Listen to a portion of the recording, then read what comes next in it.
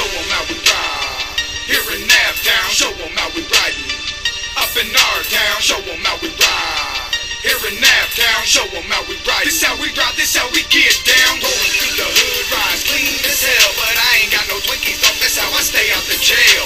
I'm blowing on that killer, plus got product for sale. You never see my window down because I'm loving the smell.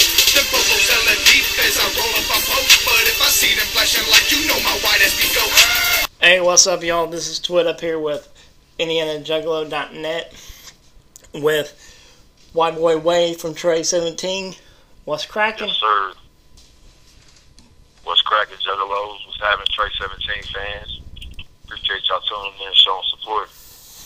Hell yeah. So let's get started.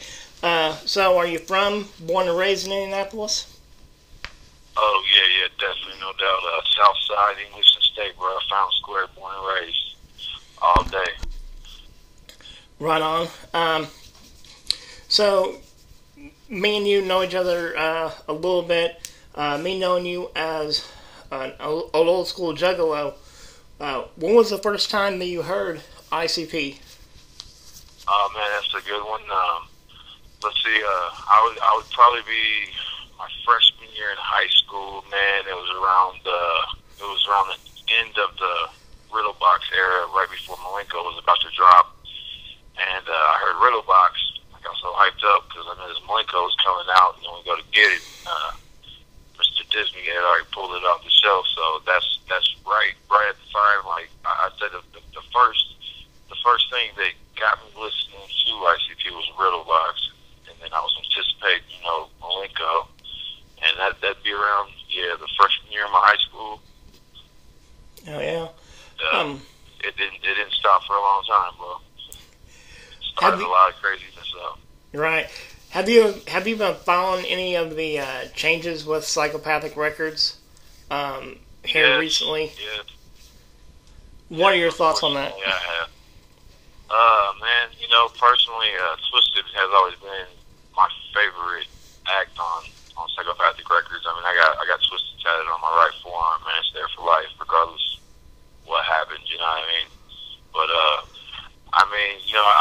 I think the fellas actually deserve probably a little bit more than they're getting in Psychopathic. I was at a gathering one year, and they didn't wear Face Straight, they didn't wear Hatchet Men, and Tom Dub. I don't know if you're familiar with Tom Dub is. He's an old school member. He used to be like down with the crew and shit. And Tom Dub and Twisted were gonna start up a label called Magic Records, and it was about the same time they picked up Esham. And I think Twisted was a little bit shitty over their portion of the income. So what had happened was ICP went ahead and made Twisted Dimes of Psychopathic.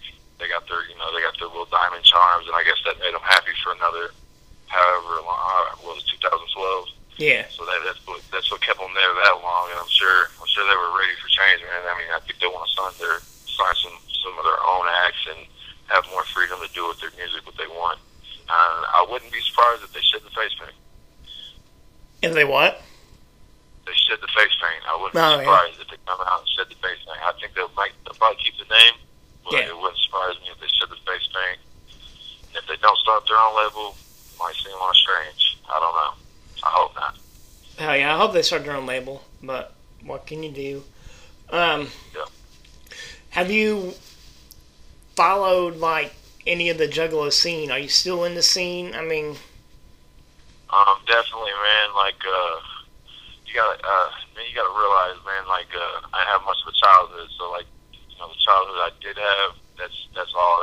That's the only childhood memories I have is, going to gatherings, going to ICP shows, and hanging with my buddies doing that shit. I mean, I had to grow up really fast. I had a kind of a fucked up life, but, when I look back and think of good memories, those are the good memories I have, so. Oh, yeah. What was your first inspiration into music, and how old were you when you first performed? Well, performed, that's a tricky subject because, we always rapped a little bit in high school when we was younger, but, I only made, I only did a year in high school. I was a freshman when I dropped out. I had my first kid, but I said the first time I performed, funny enough, it had to be in the county jail, man, because, you know, you get up in there, and CCA, there's 300 inmates, you know what I mean, and 50 of us are over here, you know, we're on the music, and, you sit there and you rap, and to be a white boy in CCA and rap, you gotta know how to hold your own, or they're gonna cut you up. So that's just how I calloused myself up and got ready for the game. And that's at any time, dude. I'm never nervous to go on stage, bro, because if that's nothing compared to rapping in front of 50 people that wanna clown you. You know what I mean? Hell yeah. Who was your first inspiration to perform music? Was it ICP or Twisted? No, before I listened to ICP and Twisted, bro, I had to say I was listening to, Dr. Dre, Eazy, old school, you know, but like when I first really started wanting to make my own music, there was an album out by Master P. He had released a double album called Down South Hustlers. It was before Ice Cream Man, before Silk the Shocker. My cousin that came up here from Texas had some 3-6 Mafia. This is when everybody was bumping Bone Thugs and Harmony. Had Creeping on Come Up was out on the radio. And before 3-6 Mafia ever got any radio play, you know, I was bumping 3-6 Mafia, Master P. And I was a little ahead of the game and shit, man. I heard of Cash Money, dude, before, like, Bling Bling ever came out, because, I had connects from down south, so I was hearing all this shit before everybody else was. That's pretty much what inspired me to start rapping. But when I heard the Wicked Clowns, man, that kind of steered me off in a different direction. You know what I mean? Hell yeah. How did you come about creating Tre-17? Well, at first we had a group called NOC. It stood for Ninjas of the Corn. It consisted of me, Naptown Nate, Pistol Pete, and C Wicked, and it was more of like the horrorcore genre because we were hardcore juggalos back then and everything. But at the same time, hardcore juggalo, dude. I mean, I'm going through a lot at the same time, being a juggalo and stuff. Man, I come from a broken home.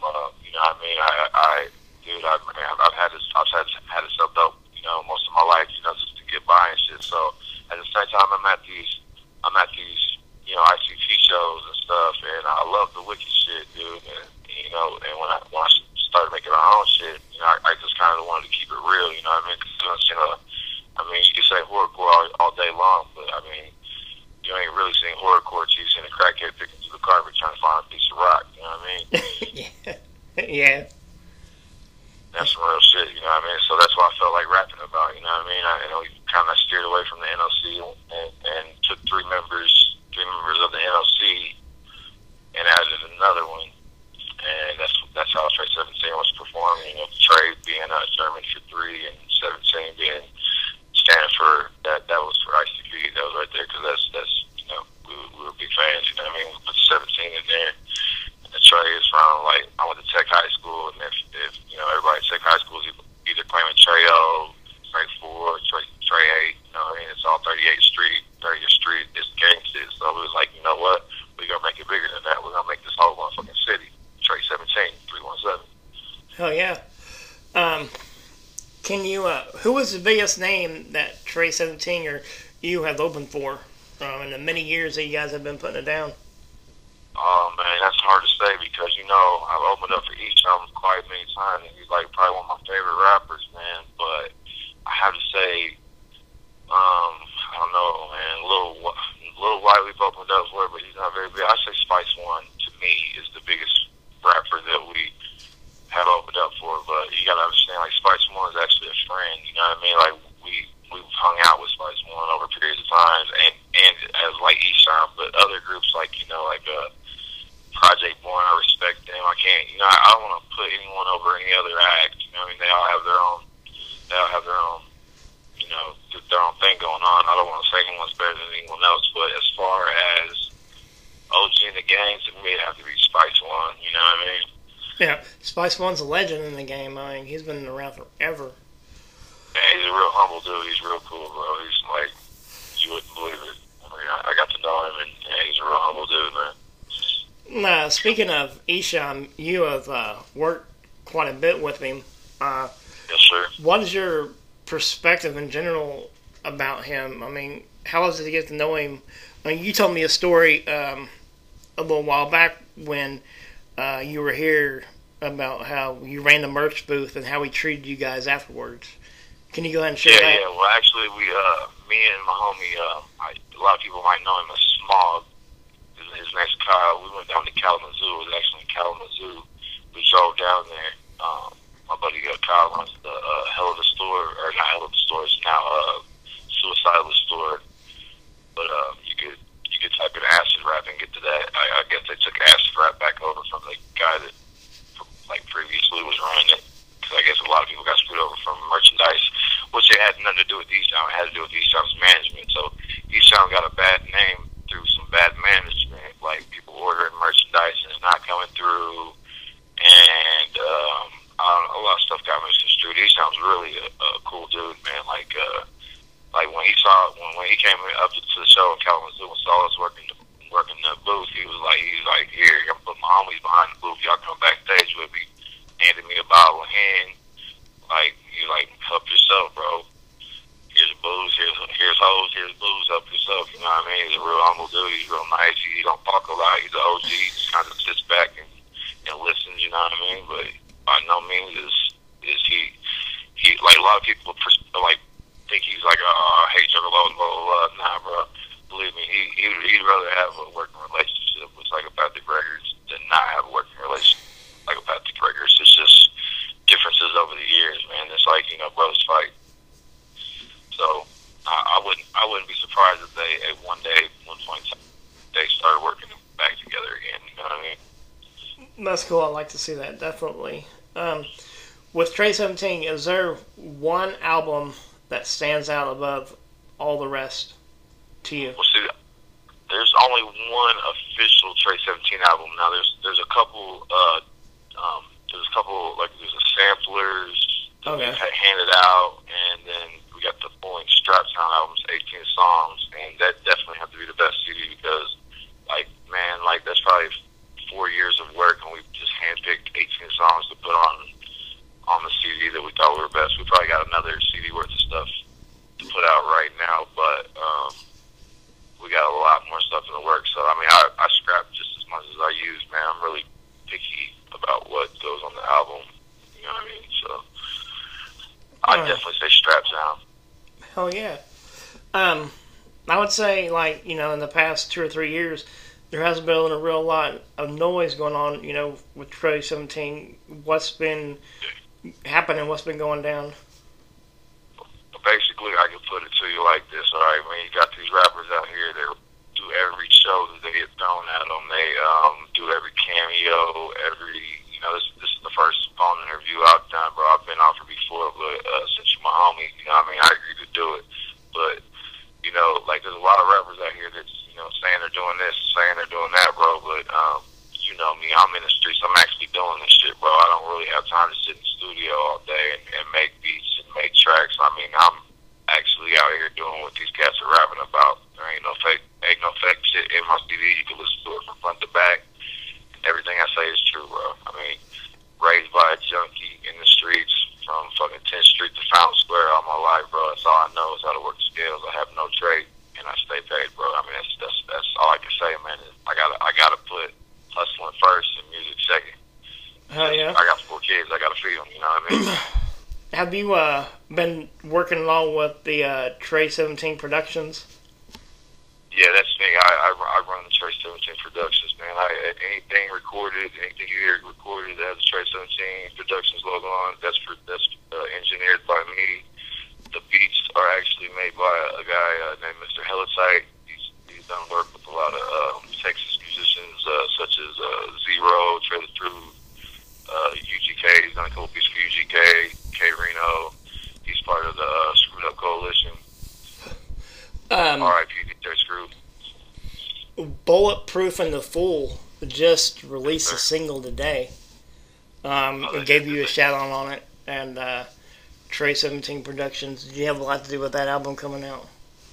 Oh yeah, the Calamity, I believe is what they're calling it. Yeah.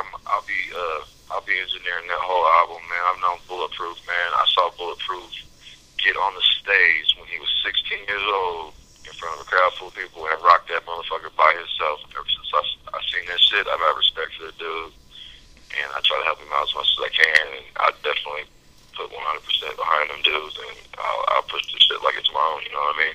Hell yeah. Well, and I guess the only thing I gotta say is, in closing, you know, I mean that the juggalos out there, even the new school juggalos, hear the stories about you guys, Tre-17, rocking the show. Even Saturday, I was at the DJ Clay Juggalo Jump Off, and there wasn't a big crowd there, but I was talking about our website and the cookout coming up and everything, and I was like, you know, I got an interview with Wade from Tre-17, and this one younger dude was like, man, that was the first person I seen up here at the Emerson like 8 years ago, opening for Project Born. So, you know, the word is still out there that you guys are still around, and we hope you guys come out with some new shit. I mean, anyone from Troy to, you know, anyone on the south side, you don't know who we are, bro. Because, I mean, like I said, I'm not only in the music business, I'm in other business, and if what you got to stack off me, you got a CD. So, dog, I'm pushing T-shirts, I'm pushing CDs, I'm pushing the music as hard as I can, bro. You know what I mean? But I think we need to like expand our shit to the west side, to the north side. I think we got the east and the south pretty much covered, man. It's just, you know, it's hard, man. You know what I mean? I've had shit in karma, and it goes, and you don't see all your money. And we're gonna actually open up a web store, and if anybody's looking for any like merch, T-shirts, CDs, whatever, stickers, you could also inbox the Tre-17 Productions Facebook right now, but there's a website coming soon and a couple new projects I'd like to talk about if you have time. Go ahead. We also have coming up, we're talking about doing a group called Pestilence.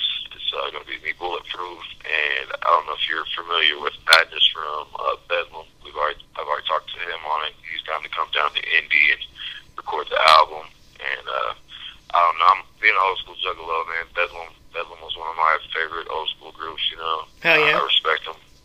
And I always like Madness, you know. Prozac got signed to Strange Music and kind of left Madness behind, which was weird to me because Madness was my favorite of the two. And Madness, you know, he's still up in Saginaw, you know what I mean, doing his thing. But you know, I like to spread throughout the Midwest a little bit more, man, and try to do some more wicked shit on this next album, some more old school fucking horrorcore, just crazy shit, you know what I mean? Because like I said, the last album pretty much front to back, that's solid 100% my life reality, you know what I mean? Hell yeah. One more question I got for you. Just your thoughts and your opinion. Will there ever be another Nodus album coming out? You know, you hear something.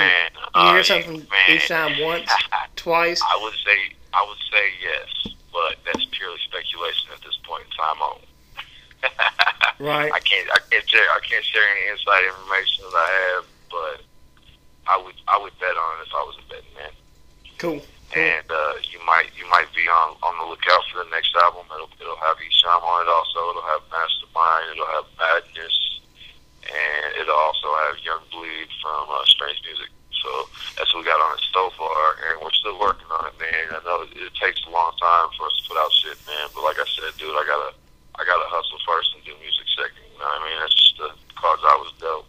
Yeah. So I gotta play them. Yep, I feel you on that. So I just want to thank you for the time and the opportunity to do this interview. I appreciate it very much. Definitely. Thank you, Keith. And shout out to all the juggalos, and I will see y'all at the cookout, man. I can't wait. All right. I definitely still am working on a little theme song for this little get together. We're gonna try to unveil it there. So. Oh hell yeah! It's gonna be a little surprise. I'm going towards the theme of like some old school stories, you know, happening way back in the day. We're just gonna put it to a beat. Hopefully y'all like it. So. That's gonna be the shit. And I don't know if you heard or not, but Project Born will be there performing. Yeah. So that's gonna be dope. It's gonna be awesome, man. Yeah, Nitty and Pope, they're my guys, man. Frost. Yeah, I respect them dudes, man. They got good hustle. Right on. Well, thank you very much. And I'll be Thank seeing you, sir. Thanks. Hey, and good luck with everything going on with you, brother, and I hope everything goes all well. Shit, like I said, shout out to the Juggalos. Right on. Whoop, whoop.